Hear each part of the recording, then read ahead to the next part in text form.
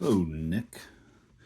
So, what you're looking here at is my current progress in taking Aachen, and this is from the Against the Odds, not their latest. I think it was the previous previous magazine or God, learn to talk. Previous edition. It's right here. Cities of the Damned, Against the Odds magazine.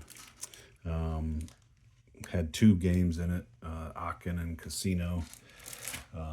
This is Cities of the Damned. I'm here on the, let's see, we've just progressed the last turn. I have to roll for a random event, but we've just progressed the last turn. I've gotten the Germans down to morale of 5 so I can win by either taking over every territory on the map, which isn't going to happen, or I can get them down to 0 by the last turn for an auto win. Or if I get them below 6, I have a chance. I roll one die at the end, and if the die is greater than where the marker is at, I win. So current progress. So these were the starting hexes here. So I mean those were already given, but everywhere else where you see the American Star, I've taken those areas. Was pretty much going two territories per. I forgot to put that there. 2 territories per turn at a nice pace, and then I had an attack into the Edelbertsteinweg, and this elite. I can't say what I think of him. This elite guy popped up there, and he repulsed me. So then that gave him morale back. So on this last turn, I gotta at least take 2 to give me a 50-50 chance, and I'd ideally like to take 3, but that seems like a tall order. So the two spots on the map are considered suburban areas, and you only get credit for taking one of those each turn to lower morale. The squares, which is a lot of this terrain in here, is considered urban. And then these hexagons are fortified. I've yet to attack one of them. I was hoping to avoid it, but we'll see. Those lower morale by 2. So if I could take 3 areas and one of them was a fortified, I'd put them down 1, 2. I'd put them down to 1. But that seems, I don't know. These, like I said, things were going good, but now with that elite guy repulsing me, that made it tough. And I've had rain; it's been horrible. So why don't we? I can just kind of go through this as I play this last turn, and you can kind of see what it is. So we move on to this last turn. I don't have any reinforcements. Leader mortality. I don't have any leaders in there. And so random event. So we roll 3 dice, and I've got a 9. And we look on the random event hand of nice rain again. That just figures. Rain makes it so the Germans get a +2 to their on their defense. I put a 2 there just to help remind myself. All right, so now I roll for supply points. I roll 3 dice, and I get that much supply. Big. Hey, not bad. 14. That's probably matches my biggest. So now we can spend. So guys in here in the out of action, which in combat they can be thrown to the out of action. Costs 1 to bring him back, and we will throw him back with his people. Oh yeah, I need to unspent that guy. Everybody, yeah, all right. So we've done that. So now we can spend on armor support, air support, which you can't use air support during rain turns. So it's no use buying that. So armor costs 3, engineer support costs 2, arty support costs 1. I think this is it. So maybe we buy some armor support and go big into that. I mean, I've got my my kind of assault forces all with armor, so they can already be considered to have armor for the combined arms bonus that you can get. And I didn't see anywhere in the rules where you can't use an armor support if you have armor in it. I mean, I could have just missed it, but I didn't see that. So what we will do is we will buy 1 for 3. 1, 2, 3. I think we'll buy 2. 1, 2, 3. You know what? We'll buy another. 1, 2, 3. And then we're going to buy engineering support, which costs 2. I could buy 1 more engineering support. You know what? I think I'll do that. So right now I've got 3 engineering support, 3 armor support, and 2 artillery support. All right. So there we go. How to go about this. So one nice thing is, so the elite guy rolled 3 dice against me, but that's only on the first time that you attack him. So this time when I attack him, he won't get to do that. Oh, also I should point out, just in case anybody who knows the game, you're supposed to put all these these enemies out like this on the map, and then when you come into them and encounter them, you turn them over. I've just been like, I've got them in cups, so as I encounter them, I randomly draw. I just thought it'd be easier on myself that way, not accidentally knocking them and seeing what's there. Also, one thing that helps me keep track here is, which I didn't think of till I was already kind of halfway through, as I make their morale go lower, I put that on the track, so it helps me keep an idea. And then this one over here I was repulsed and the morale went back up, so that kind of pushed that out. But I don't know, that's something I found helpful to do. All right, so I think, so we could go with what's supposed to be an easier attack here, Suburban. I mean, I think I've got, except for artillery support, I've got enough for 3 attacks, because I think you can only use like 1 of each type in each attack. So one of my attacks, I'm going to forego arty support, and I think that's probably going to be my Suburban attack. So let's just start with this. So we're going to activate this area, and then we're going to move these guys in here. So during the rain, every unit has 4 movement points. If it's not raining, they have 6. To move into a territory with an unknown enemy, it costs 4, so that's their move. So this is a Suburban, so we'll take the little Suburban cup, and we'll see what we get. A fanatic, but he's a weak fanatic. So fanatics, so if I defeat them and I don't overrun them, which to overrun them, you have to beat them by whatever number they are. So this guy's a relatively low-powered fanatic. I've encountered a 5 fanatic, a 6 fanatic, and a 7 fanatic. So they've been kind of degrading as I go. So this ain't bad. So the way this works is, and I printed off this this nice little. This came from the Stalingrad. This is a Micronella design. I know he's got some other games with pretty, I think the same kind of rule set. But this is from that Stalingrad game, but I've been using it to help me. I learned of this on, oh crap, I got to think of the guy's channel. He's from Sweden. I don't know if it's like World War II board game channel or something like that. I don't know. But he does a lot of good stuff.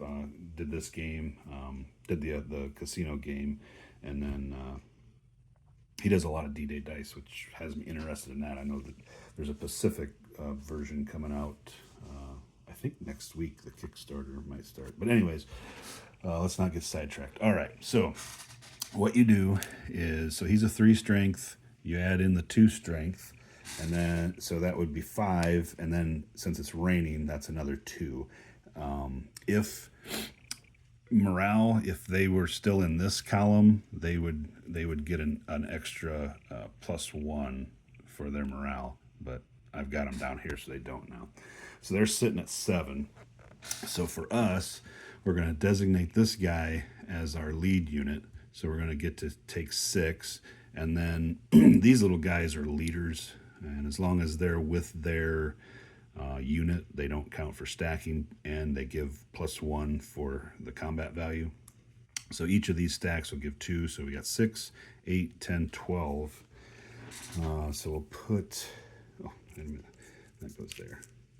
So we've got 12, and then because we've got the Germans shaken, because of our morale, we'll go to up 1. So we're at 13, and they're at 6. So we'll put engineer support and armor support. So that's going to give us 2 for the engineer, 3 for the armor, so another 5.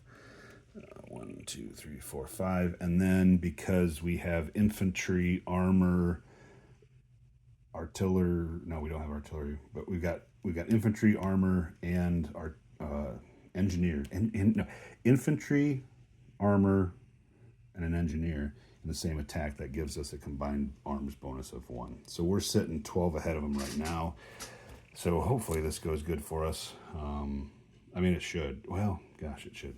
We got to beat him by 3 to overrun them. Otherwise, he's going to force a stalemate on us or beat us. And I think we got it. He only is going to add 3. 1, 2, 3. We're going to add 5. So we beat him pretty handily. And we're definitely 3 ahead of him. So we overrun him. We lower their morale.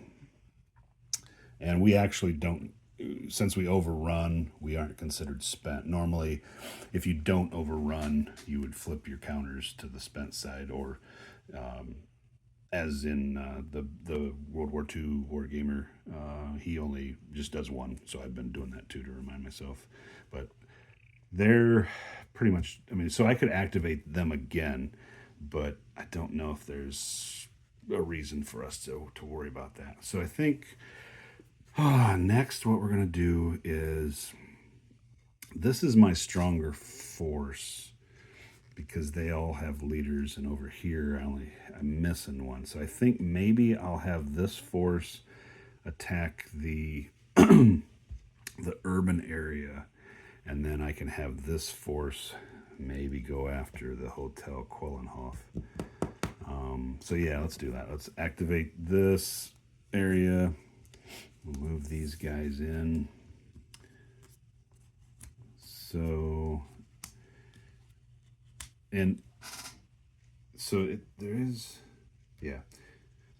There is a sort of thing. If I think the only way it would happen is there was a stalemate, and you started the turn in an enemy occupied area, you would roll bloody streets, and that could end up raising their morale or hurting you and raising their morale. But I've been, I guess, lucky. I haven't had a stalemate. I think that's the only way that can happen.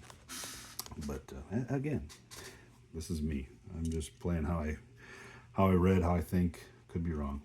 All right, so this guy's going to have 8 and 3, 11. Again, he doesn't get his normal elite bonus of having an extra die roll and eliminating the lowest, because that was just when he's revealed. So he's sitting at 11, plus 2 for rain. Oh, wonderful. So he's at 13. We're going to be at, using this guy as our lead, 6, 8, 10, 11, +1 for morale, so we're at 12. So we're going to use each one of these. So we're going to use artillery, engineer, and armor, some extra armor support. So we're going to basically increase ourselves by 6, and then we're going to get that combined arms bonus. So we got to hope that we roll good. We should. I mean, we got the odds here, but the elite guy held pretty good last time. So they've got 9, 6, 7, 8, 9. I think we have them 5. 1, 2, 3, 4, 5. All right. Whew. So we win 24 to 22 by 2. So, but that will leave us spent. So we'll just have one of these guys spent. So, I mean, not that I'd want to do anything probably with them anyways.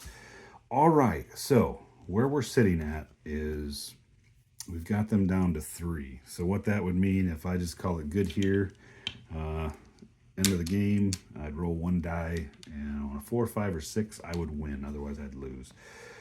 We can take an attack on the Hotel Quellenhof, and if we beat them, that would lower their morale to 1, and so then I would only lose if I rolled a 1. I think it's worth it. The scary part is if we go in there and they repulse us, then they'll gain back morale. But I think it's worth it.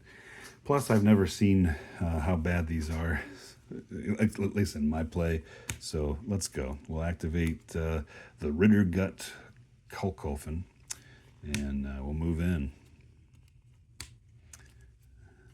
All right. Haven't drawn from this one yet. So let's see.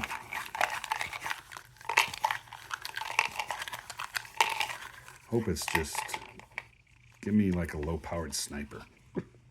Oh my. Oh boy. A high-powered fanatic. Okay, so, well, all right. So let's figure it out. All right, so he's an 8 and a 4. That's 12. With the rain, that's going to put him to 14. We're going to have 6, 8, 10, 12, and then we get the +1 for the morale. And then we're going to throw each of these in again. So that's going to put us up 6, and then we get the combined arms bonus. All right, so what this means is we have to beat them by 8 to achieve an overrun, because that's their value. And if we don't overrun them, then it just converts to a stalemate, which wouldn't be horrible as long as we don't lose. Because if we would lose it, they would gain back morale. A stalemate, I don't believe. Yeah, they don't gain back morale. So here we go. Let's see what happens. So they go 6, 7, 8. We go up 5. So we're not going to. So we won, but because it's a fanatic, he's holding, and it switches to a stalemate, and that just means that we're stuck there. So I guess no harm, no foul. We are out of support counters. Oh yeah, that's it. I mean, I've got these couple infantry guys here, 3 infantry and 2 leaders. With the rain, I won't even be able to get anywhere because they only have 4 movement factors. It doesn't do me any good to activate these guys since, it doesn't do me any good because we've already taken a suburban area. All right, so there we are. So we've got their morale to a 3. So end of game. Let me just double check the win conditions here. So we didn't achieve an automatic victory. That was if we would have the whole map controlled. The Germans would have an auto victory if their morale was 6 or greater at the end of this turn. So the final victory check. If automatic victory has not been achieved at the beginning of the end phase of turn 9 and German morale is 5 or less, which it is, a final die roll is made. Determine if the German garrison surrenders. The player rolls 1d6 and compares the result to the current German morale as indicated on the morale track. If the result is higher than the current German morale, the German garrison surrenders and the player is a victor. If it's equal to or less than the German morale, it refuses to surrender. All right, so here we go. We need a 4, 5, or 6. We'll roll the German die because it's up to them. And here we go. And they surrender. Victory. Woohoo! So there you go. That's wasn't bad. Not a bad little game. Nice. Gives you a little some little strategy to do with your support counters, and when you buy them and bring your stuff back. I like that aspect of it, the support. So, well, there you go. A little taste of it. I'll probably come back and talk about the game and the magazine a little bit and give you my thoughts. So I'll be right back here in a second. Yeah, so this game, Aachen, was one of 2 games that was in Against the Odds magazine, the Cities of the Damned issue, Aachen and Casino. This was issue number 60. This was the latest issue that I got, I think earlier this month, was the Rome 2 ink. And so this was the previous one. I had finally gotten to it. I really enjoyed the articles. I read them all and kind of tore through the magazine, actually. I think the game I was probably most excited about after reading it was the Casino game, which I'm not going to show. I don't know. The rules were kind of, I don't know. I wasn't too happy with the clearness of the rules, and it just, I don't know, didn't. Once I started playing it, and as far as I know, I think I played it right. After doing some digging, I don't know, it just didn't seem that interesting. So I moved on to this one, and I think this is a pretty. I mean, you know, it's not super deep, but you got some strategy. You know, you've got your support that you buy and use as you see fit, and you know, the suburbs, you're only going to get credit for morale decrease of the Germans once for each of those. So yeah, I enjoyed this. The counters, I mean, good normal board game stock.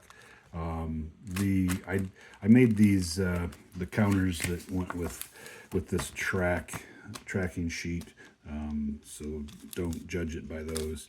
And I made this on a sticky back, and I was going to put it on some cardboard, but I don't know, put it under the plexi that's kind of always here, and worked fine.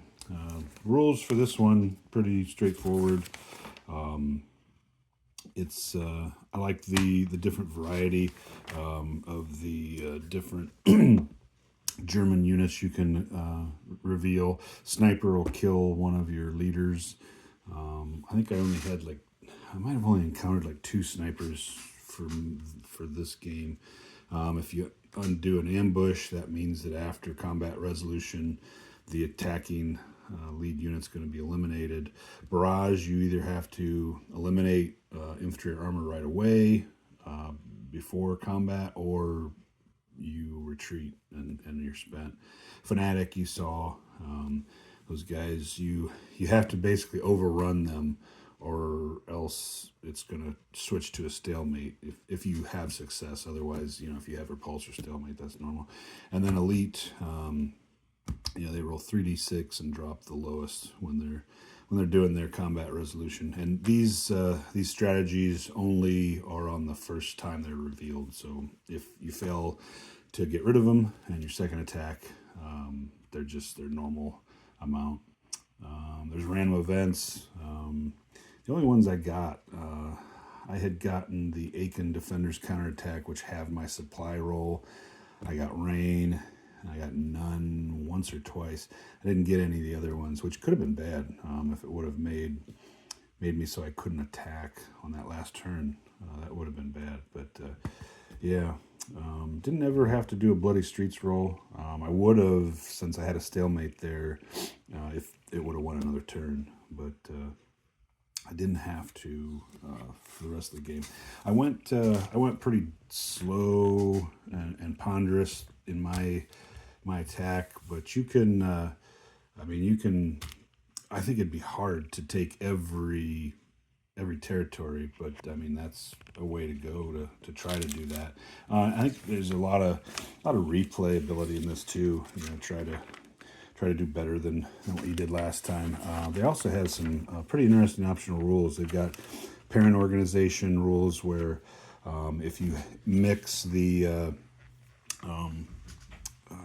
your organizations, like in a hex when you're attacking, you get a negative for that for cooperation. You can go through and play with the historical random events, which I think would be pretty interesting to do. You can have Louisburg Hill, where because of its height, you can't have any kind of armor involved in it. You can have all of the urban and fortified areas start with rubble, which if you don't have an engineer, you can't get the combined arms bonus, and the German defenders get a +1 to their defensive value if their morale is strong. The Hotel Quellenhof rule, when you take it, it'll cause a -3 drop in German morale, but if their morale is 6 or lower when you do it, then you automatically win. So I think there's a lot of interesting ideas in that. So yeah, I give Aachen big thumbs up for fun. Casino not so much. That was there. I had another game that was Rollerball. I had what was it? The Charlottesville game, Gateway to Hell, I think it was called, that I played out of another Against the Odds magazine. Just I don't know. I'm not impressed with the rule wise. And I'm worried because I have another. I think I got another Rollerball game in one of the other Against the Odds that I picked up. But yeah, it was fun and interesting. I'd recommend it. I think there's a lot of replay for me in this, but I think I've got the itch for some Napoleonics in my life. So I think I'm gonna start some Bonaparte overruns Piedmont. Probably start with the first scenario. I think as far as the Bonaparte scenarios go, this is the earliest one. I think they've got maybe an introduction or something, an earlier one, but this is as far as boxed games go. I think this would be the earliest time frame, and starting with the first scenario, which is Montenot. And there's let's see where. Normally I want to go with the approach to battle scenario because I like the maneuver, but man, in this one, the regular day of battle scenario is 25 turns, and if I go approach to battle, that's 41 turns. But man, I think I'm going to attempt it. I don't think there's much for that first day. I don't think there's going to be many units at all. So it's just basically kind of all maneuver, trying to get to where you want to go, and maybe some command problems too. So I think we'll plan on that. I think I'm going to use the cards, just because I don't know. I like the idea of them. I've played with them solo before, never opposed. That's on my bucket list with the nephew at some point also, if I can convince him. But I'm just getting my rule book.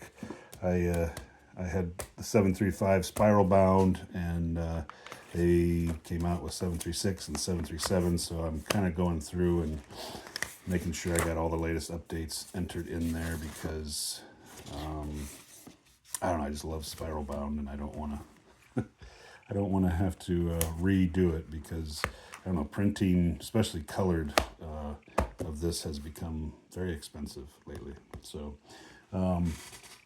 yeah, so I think I'm going to do that. Not sure how much I'll cover it. I'll probably, I don't know, maybe do little intros of situations and how they're handled when I encounter them, and maybe little recaps as I go through a turn or two here and there. But I don't know. We'll see how it goes. Yeah. So there you go. Everybody enjoy their coming week, and we'll come back next time, and hopefully I've made some progress on this. So talk to you later. Bye.